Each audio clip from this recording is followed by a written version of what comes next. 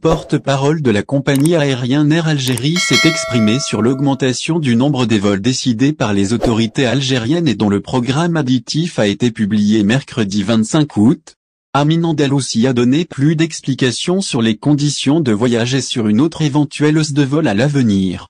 Le premier conseil aux voyageurs, c'est de bien vérifier les conditions d'accueil du pays de destination avant d'acheter le billet d'avion. C'est très important pour éviter des problèmes à l'embarquement, a déclaré en effet le porte-parole d'Air Algérie au site spécialisé dans les voyages VVA.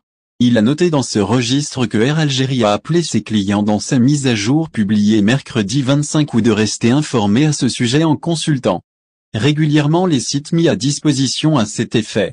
L'ouverture des frontières se fait de façon progressive. Amin Andalouci a par ailleurs indiqué que la hausse du nombre des liaisons aériennes dépend de la demande et de l'évolution de la situation sanitaire. Il faut savoir que cette hausse du nombre de vols vient en continuité de la réouverture partielle des frontières aériennes le 1er juin dernier.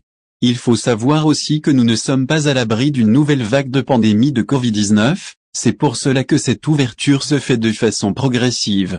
Cette hausse est une bonne chose pour Air Algérie, a-t-il expliqué.